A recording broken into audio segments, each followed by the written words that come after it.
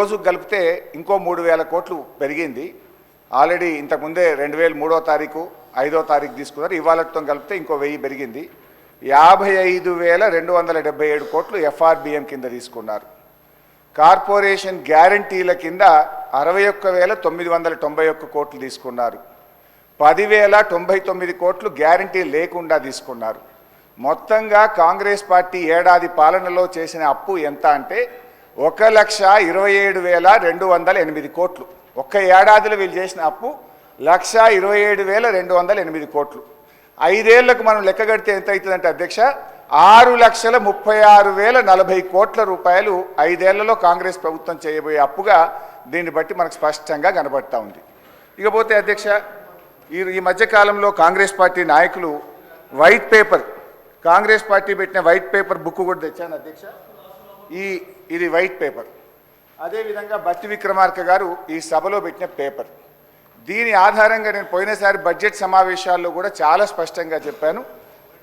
మీరు గతంలో BRS party 10 ఏళ్ల కాలంలో 671 అని ఒకరంటారు, 7 లక్షల కోట్లని ఒకరంటారు, 711 అని నోటికి వచ్చినట్టు మాట్లాడుతున్నారు. I challenge in this house, ఒకరోజు స్పెషల్గా డిబేట్ పెడతారా పెట్టండి, లేదు ఆడిటర్లను పిలిచి పెడతారా, ఫైనాన్స్ డిపార్ట్మెంట్ పెట్టి పిలుస్తారా పిలవండి. ఐ వాంట్ టు ప్రూవ్ 10 ఏళ్ల బీఆర్ఎస్ కాలంలో జరిగిన మొత్తం అప్పు కేవలం 4,17,496 మాత్రమే. కానీ గోరంతలు కొండంతలు చేసి గోబల్స్ ప్రచారం చేసేటువంటి ప్రయత్నాన్ని ఈ సభ ద్వారా నేను తీవ్రంగా ఖండిస్తూ ఉన్నాను. గతంలో గౌరవనీయులు బట్టి విక్రమార్క గారు ఎన్నికల ముందు ఆదాయాన్ని సమకూర్చడంలో కాంగ్రెస్ పార్టీకి అపారమైనటువంటి అనుభవం ఉంది, హామీలన్నీ నెరవేర్చడం మాకు పెద్ద సమస్యే కాదు అని ఎన్నికల ముందు చెప్పారు. వీడియో కూడా ఉంది, కావాలంటే పంపిస్తాను. ఇప్పుడు అధికారంలోకి వచ్చిన తర్వాత ఏమైంది, ఏడాది అయింది, హామీలు ఎప్పుడు అమలు చేస్తారంటే అప్పుల పేరు చెప్పి తప్పించుకునేటువంటి ప్రయత్నం చేస్తున్నారు. ఒక అబద్ధాన్ని 100 సార్లు చెప్తే నిజమైతే అనే విధంగా గోబల్స్ ప్రచారం చేస్తూ ఉన్నారు. అందుకే ఈ శాసనసభ వేదికగా సభ్యులకు రాష్ట్ర ప్రజలకు కూడా ఈ 7 లక్షల కోట్ల అప్పు అని కాంగ్రెస్ పార్టీ చేస్తున్న ప్రచారం తప్పు అని ఈ సభ ద్వారా రాష్ట్ర ప్రజలకు నేను తెలియజేయదలుచుకున్నాను అధ్యక్ష. ఆర్బీఐ కంటే గొప్ప వాళ్ళు అయితే ఉండరు అధ్యక్ష. ఇన్ఫ్యాక్ట్ అధ్యక్ష ఈ 4,17,496 కోట్లలో కూడా 10 ఏళ్ల బీఆర్ఎస్ పాలనలో 4-5 ప్రత్యేకమైన విషయాలు ఉన్నాయి. 2 వరుస కరోనా సంవత్సరాలు రావడం వల్ల కేంద్ర ప్రభుత్వం అప్పుడు మొత్తం దేశం యొక్క ఎకానమీ అతలాకుతలమైంది. మీరు రాష్ట్రాలు 1.75% అదనంగా అప్పులు తీసుకోండి, క్యాపిటల్ ఎక్స్పెండిచర్ చేయండి అని కేంద్ర ప్రభుత్వం చెప్పడం వల్ల మనము తీసుకున్నటువంటి అప్పులు కూడా ఉన్నాయి. ఇది కాకుండా ఉదయ్ స్కీమ్ ద్వారా, సార్ లెట్ మీ కంప్లీట్, ఆ తర్వాత అని చెప్పమనండి. Let me complete. Speaker sir, Harish Rao garu సభలో చాలా సంవత్సరాల నుంచి ఉన్నా అని చెప్తా ఉన్నారు. వారికి అన్ని రూల్స్ తెలుసు, నిబంధనలు అన్నీ తెలుసు. క్వశ్చన్ అవర్లో క్వశ్చన్ను అడుగుతారు, సమాధానం చెప్తాం. క్వశ్చన్ ఉంటుంది కానీ వారు షార్ట్ డిస్కషన్ లాగా ఉపన్యాసం చెప్పుకుంటూ పోతూ ఉన్నారు. మరి వారికి అనుభవం లేకనా, కావాలని సభను తప్పుదోవ పట్టించడం కోసం చేసే ప్రయత్నమా? మీరు అడిగారు, ఈ అప్పుల పైన మీరు తప్పుదోవ పట్టిస్తూ ఉన్నారు, గోబల్స్ ప్రచారం చేస్తున్నాం, ఏదంటే సభలో చర్చ పెట్టండి. ఎస్, మేము రాగానే సభలో చర్చ ఉండాలనే వైట్ పేపర్ పెట్టాము మీరు చేసిన తప్పులు అన్నింటినీ. మళ్ళీ కావాలని అడుగుతుంటే మాకేం అభ్యంతరం లేదండి. మేము అసలు పూర్తిగా ఈ సభకి రాష్ట్ర ప్రజలకి వాస్తవాలన్నీ తెలియాలనేటువంటి ఆలోచనలో స్పష్టంగా ట్రాన్స్పరెంట్గా ఉన్న గవర్నమెంట్ ఇది. ఏది దాచుకోవాలని ప్రయత్నం చేయాలి మీలాగా. సో మీరు వాళ్ళ చర్చ పెడదామన్నా ఫైన్, షార్ట్ డిస్కషన్కి వీఆర్ రెడీ. మీరు ఏదో ఏ ఫామ్లో ఇస్తారో ఇవ్వండి, గౌరవ సభాపతి గారికి ఇవ్వండి, వారి అనుమతితో వారు ఇస్తే టైం ఇస్తే we are ready to debate sir. అంతేగాని ప్రశ్నలంతా వదిలిపెట్టి మొత్తం పాత కథలన్నీ చెప్పుకుంటూ వారి చరిత్ర అంతా చెప్పుకోవడానికి ప్రయత్నం చేస్తే అది వినటానికి మేము ఈ ప్రశ్న క్వశ్చన్ అవర్ ఇట్లా వేస్ట్ చేయొద్దు అధ్యక్ష. రెండు విషయాలు సార్, ఎవరు భుజాలు తడుముకుంటున్నారో స్పష్టంగా అర్థమైంది, ప్రజలైతే చూస్తున్నారు. అయితే అయితే అయితే గౌరవ డిప్యూటీ స్పీకర్ గారి యొక్క సవాల్ను నేను స్వీకరిస్తా ఉన్నా. ఆల్రెడీ బీఆర్ఎస్ పార్టీ తరఫున మేము ప్రివిలేజ్ మోషన్ ఇచ్చాం. Privilege motion on honourable deputy CM we have given sir. That privilege motion is pending. Sir సభ మళ్ళీ సభను కూడా మళ్ళీ తప్పుదోవ పట్టిస్తున్నారు అధ్యక్ష. మళ్ళీ తప్పుదో పట్టించు అంటే లేస్తే సత్యదూరమైన మాటలు మాట్లాడటం తప్ప వాస్తవాలు మాట్లాడితే తల పగిలిపోతారు అని ఏమైనా శాపం ఉందని నా అనుమానం అధ్యక్ష. వీళ్ళకి అస్సలు వాస్తవాలు మాట్లాడరు అధ్యక్ష, అన్ని సత్యదూరాన్ని. ఏంది ప్రివిలేజ్ మోషన్? మీరు ఆ ప్రివిలేజ్ మోషన్ ఇచ్చేది అధ్యక్ష. వీళ్ళు ప్రివిలేజ్ మోషన్ ఇస్తారా సభా నిబంధనల గురించి, సభా నియమాల గురించి? దేనికి ప్రివిలేజ్ మోషన్ అధ్యక్ష? దేనికి? మీకు నిన్న చూపించాను నేను అధ్యక్ష. రూల్స్ బుక్ వాళ్ళ హయాంలో తయారు చేసింది. పాత రూల్స్ బుక్ అన్నిటిని కూడా మార్చేసి వాళ్ళకు అనుకూలంగా ఉండేటట్టుగా రూల్స్ బుక్ అంతా తయారు చేసుకొని సభలు పెట్టి ఆ రూల్స్ బుక్లో ఏం చూపించారు అధ్యక్ష? స్పష్టంగా ప్లకార్డ్స్ తీసుకొని రావద్దు, స్లోగన్స్ ఇవ్వద్దు, పొరపాట్లు అట్టు చేస్తే వాళ్ళ మీద చర్యలు తీసుకోవాలని చెప్పి అన్ని చాలా స్పష్టంగా రూల్స్ బుక్లో పెట్టి నిన్న మీరు చేసింది ఎందుకు అధ్యక్ష? ఏం చేశారు మీరు? సభలో మీరు కానీ మీ నాయకుడు ఆనాడు ముఖ్యమంత్రిగా ఉన్నటువంటి కె చంద్రశేఖరరావు గారు సభలో చెప్పినటువంటి ఏ ఒక్క అంశాన్ని అమలు చేశారు అధ్యక్ష? సభ నిబంధనలు పూర్తిగా ఉల్లంఘించారు వాళ్ళు. హౌస్ ప్రివిలేజ్ మొత్తం పక్కదో పట్టించింది వాళ్ళు. ఒకటి కాదు, రెండు కాదు, 3 ఎకరాల భూమి బరాబర్ ఇస్తామని చెప్పారు దళితులు, గిరిజనులకి. ఇచ్చారా? ఈ సభలోనే కదా చెప్పింది వాళ్ళు. ఈ సభలోనే కదా అధ్యక్ష చెప్పింది. డబుల్ బెడ్రూమ్ ఇల్లు ఇస్తా అని చెప్పారు. ఇచ్చారా అధ్యక్ష? ఉద్యోగాలన్నీ పూర్తి చేస్తాం బరాబర్ అన్నారు. చేశారా? 2 భిన్నమైనటువంటి డైలాగ్స్ నేను వినిపించగలను అధ్యక్ష. బరాబర్ ఉద్యోగాలు ఇస్తాం అన్నది ఒకటి, ప్రభుత్వాలు ఏడున్నాయి ఉద్యోగాలు ఏడ తీసుకొచ్చి ఇస్తామని అడిగింది ఇక్కడ నుంచే. సభ నిబంధనలు నియమాల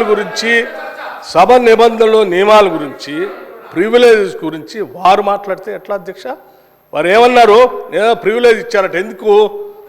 సభ జరిగేటప్పుడట సభలో ఏంటి ప్రభుత్వానికి సంబంధించిన అంశాలన్నీ బయట మాట్లాడకూడదు కదా, మీరు ఎట్లా మాట్లాడతారు? ఏం అధ్యక్ష నేను మాట్లాడింది ఏంటి?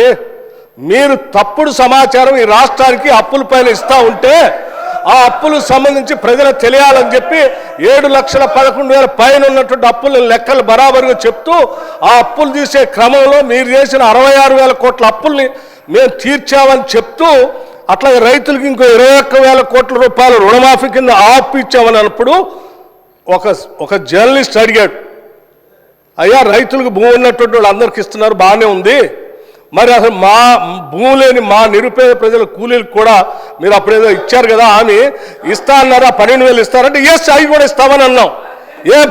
భూమి లేని నిరుపేద కూలీలకి 12,000 కూడా ఇస్తాము, అది ఒక జర్నలిస్ట్ అడిగిన దాని మీద ఇస్తామని చెప్పిన దాన్ని అది ప్రివిలేజ్ మోషన్. నిరుపేద కూలీలకి 12,000 మేము ఇస్తామని చెప్పినట్టు మాటను ఇస్తామంటే మీకు నన్ను ఇబ్బందా? కూలీలకి ఇవ్వద్దా? ఏంది ఈ భూస్వాముల మనస్తత్వం? ఏంటా ఇబ్బంది? ఏం ఇబ్బంది అంటే దానికంటే ప్రివిలేజ్ మోషన్ ఇస్తారట. రైతు కూలీలకి 12,000 ఇస్తారా అని ఒక జర్నలిస్టు అడిగితే ఇస్తామని అన్నాం, అది ప్రివిలేజ్ మోషన్. రైతు కూలీలకు ఇస్తా అంటే ప్రివిలేజ్ మోషన్. ఇది ఎక్కడ ప్రివిలేజ్ మోషన్ అధ్యక్ష? ఇది ఎక్కడ ఉల్లంఘన? ఏ ఉల్లంఘన? రైట్. ఇంకోటి చెప్పారు, 7,11,000 పైన రుణం ఉంది అని తప్పుడు చెప్తున్నారు. మొత్తం తప్పులు చెప్పిందే మీరు కదా. 10 సంవత్సరాల పాలనలో తప్పు చెప్తుంది. 10 సంవత్సరాల పాలనలో తప్పు చెప్పినందుకే 6 నెలలకోసారి మర్చిపోతుంది అధ్యక్ష. వీళ్ళకి 6 నెలలకోసారి ఎందుకు పోతుంది నాకు అర్థం కావట్లే. ఆ సాధారణ ఎన్నికలప్పుడేమో ప్రజలు మొత్తం 6 నెలల క్రితం డిసెంబర్లో మొత్తం వాళ్ళని పంపించారు 2023. అది అయిపోయిన 6 నెలలకి పార్లమెంట్ ఎన్నికలు వస్తే డిపాజిట్ గలం చేసేసారు ప్రజలు. 6 నెలల తర్వాత మళ్ళీ అసలు ఇది ఏందో వాళ్ళకి ఆలోచన పోయిందేమో, అసలు రాష్ట్ర ప్రజలు అన్ని తప్పుదోలు పట్టిస్తారు. ఇది ఎక్కడ అన్యాయం అధ్యక్ష? ఇవన్నీ ప్రజలు ఇంత తిరస్కరిస్తూ ఉంటే ప్రజల కోసం పనిచేసే మా పైనట ప్రివిలేజ్ మోషన్ అంట. ఎట్లా అధ్యక్ష? మీరు అడిగారు అప్పులు ఎన్ని ఉన్నాయని, చాలా స్పష్టంగా మేమేం దాచుకోలేదు అధ్యక్ష. అప్పులు తీసుకునే ప్రతిదీ ఆర్బీఐ ద్వారా బ్యాంకు ద్వారా నిక్కచ్చిగా స్పష్టంగా ఉంటుంది అధ్యక్ష. ఆ స్పష్టంగా ఉన్న కాగితాన్ని వాళ్ళ మేము దాయలే. వాళ్ళు ప్రతి సందర్భంలో 7 లక్షల పైన అప్పు ఉందనేది ఏది మీరు కార్పొరేషన్ ఇచ్చిన గ్యారంటీస్ వాటిని ఎప్పుడు కలిపి చెప్పలే. కానీ వాళ్ళు మేము చెప్పామే, దాచుకోలేదు కదా మీలాగా. సభను తప్పుదో పట్టించ మీరు ఎప్పుడు చెప్పలేదు. 7 లక్షల పైబడి ఉన్న మాట దాచిపెట్టారు మీరు. మేము ఇవాళ దాయలేదు. నువ్వు ప్రశ్న అడిగితే స్పష్టంగా ప్రశ్న సమాధానం చెప్పాం. దీనిపైన చర్చ కావాలను ఫైన్, రెడీ మేము. Sir sir sir one minute Harish Rao garu, మీరు అడిగిన ప్రశ్నకు కరెక్ట్గా మీరు అడిగితే ఈ డైవర్షన్స్ కావు. ఈ డైవర్షన్స్ అయితే 1 అవర్ లోపల నీకు 10 క్వశ్చన్స్ ఏడగా కంప్లీట్ అవుతాయి. దయచేసి మీరు వేరే దానికి పోకుండా క్వశ్చన్కు సంబంధిత ప్రశ్నలే అడగండి మీరు, దయచేసి ప్లీజ్. హరీష్ రావు గారు. స్పీకర్ సార్, మాకు మాత్రమే నీతులు చెప్తారు, అటువైపు ఎందుకు చెప్పారు సార్? అదే మీరు ఇప్పుడు వారు మొత్తం రాజకీయ ఉపన్యాసం చేయొచ్చు, రాజకీయం అంతా మాట్లాడొచ్చు. నేను I was confined to the subject sir, నేను డీవియేట్ కాలేదు. దయచేసి మీరు మా హక్కులను కాపాడాలి సార్. వికారాబాద్ ప్రజలు కూడా చూస్తున్నారు సార్, మా హక్కులు కాపాడాలి సార్. మీరు ఇక్కడ స్టార్ట్ అయితే అధ్యక్ష, స్పీకర్ సార్, మీరు ఒక విషయాన్ని క్లారిఫై చేయాలి. ఆ రకంగా శాసించడం కరెక్ట్ కాదు సార్. అధ్యక్ష, నాకు హరీష్ రావు గారి మీద చాలా హరీష్ రావు గారి మీద చాలా గౌరవం ఉంది అధ్యక్ష.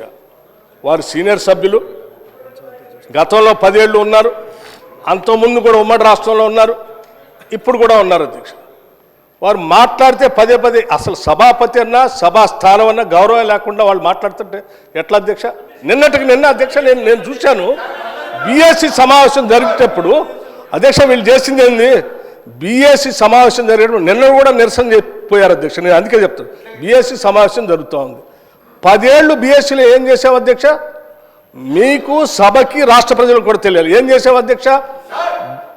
బిజినెస్ సభలో ఏం బిజినెస్ జరగాలనేది అధ్యక్ష సభలో ఏం బిజినెస్ జరగాలో, ఎన్ని రోజులు జరగాలనేది పైన సభాపతి స్థానంలో ఉన్నటువంటి పోచారం శ్రీనివాసరెడ్డి గారు అక్కడ కూర్చునేవాళ్ళు, అవతల నుంచి మీరు వచ్చేవాళ్ళు, యువతల నుంచి సిఎల్పి నాయకుడిగా ప్రతిపక్ష నాయకుడిగా నేను కూడా ఆ బీఎస్సీ మీటింగ్లో ఉన్నాను. ప్రతి సందర్భంలో ప్రభుత్వ పరంగా ముందుగా ప్రతిపక్షాలు అడిగి మీరేం చెప్పాలనుకుంటున్నారు, ఎన్ని రోజులు కావాలి మేము చెప్పేవాళ్ళం. చెప్పి ఈ అంశాలన్నీ తీసుకోవాలి, ఇన్ని రోజులు కావాలంటే సరే.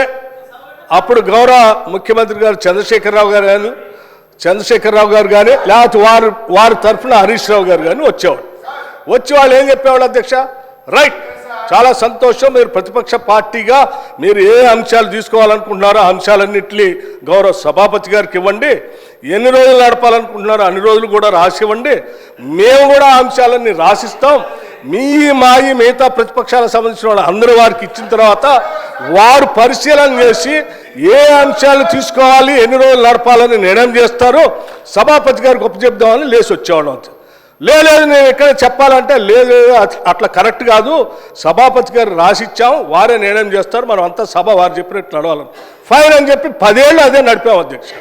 కానీ నిన్న మాత్రం ప్రసాద్ కుమార్ గారు సభాపతి స్థానంలో మేము కూడా అదే ప్రొసీజర్ని ఫాలో అవుదాం, మీరు రాసి ఇవ్వండి మేము రాసిస్తామని అంటే లేదు ఇప్పుడు ప్రసాద్ కుమార్ గారు సభాపతి గారు నిర్ణయం చేయడానికి లేదు, మీరు ఇప్పుడే చెప్పాలను. అధ్యక్ష, సభాపతి స్థానం అప్పుడు అదే ఇప్పుడు అదే. అప్పుడు పోచారం శ్రీనివాసరెడ్డి గారు ఉన్నారు, ఇప్పుడు ప్రసాద్ కుమార్ గారు ఉన్నారు. సభాపతి స్థానం ఏం మారలేదు అధ్యక్ష, మనుషులు మాత్రమే మారారు. పోచారం శ్రీనివాసరెడ్డి గారు ఉన్నప్పుడు ఏ నిబంధనలు అయితే పాటిస్తున్నామో ప్రసాద్ కుమార్ గారు ఉన్నప్పుడు కూడా అదే నిబంధనలు పాటించాలి కదా. ఎందుకు మీరు దాన్ని వదిలేసి లేచి బీఎస్సీలో సభాపతిని మొత్తం అందరిని అవమానించేటట్టు కాగితాలు పడేసి బయటకు వెళ్తారు అధ్యక్ష? ఇదే నా సభాపతి స్థానానికి మీరు ఇచ్చే గౌరవం? ఏం ప్రసాద్ కుమార్ గారు స్పీకర్ కాదా? మనం 10 ఏళ్ళు పాటించింది మనం ఎందుకు పాటించట్లే? వీళ్ళు మాట్లాడితే లేచి సభాపతి మీద అటాక్ చేయడం కోసం ప్రయత్నం చేస్తారు, ఇది కరెక్ట్ కాదు అధ్యక్ష. మీరు పదే బతిలాడారు అధ్యక్ష, కూర్చోండి దయచేసి ఆ ప్లే కార్డ్స్ పట్టుకొని రావటం కరెక్ట్ కాదు, అవన్నీ మా మార్షల్స్కి హ్యాండ్ ఓవర్ చేయండి, నా దగ్గర తీసుకొని వస్తారంటే హ్యాండ్ ఓవర్ చేయకపోగా ఆ కాగితాలన్నీ పట్టుకొని ఏడుకు వచ్చేది ఆ సభాపతి స్థానం మీద ఎగరటానికి పోతా ఉన్నారు. అది కాదు అధ్యక్ష, సభాపతి స్థానంలో ఉన్నటువంటి మిమ్మల్ని సభలో ఉన్నటువంటి వాళ్ళందరూ గౌరవించాల్సిందే, సభ నియమాల ప్రకారం నడుచుకోవాల్సిందే.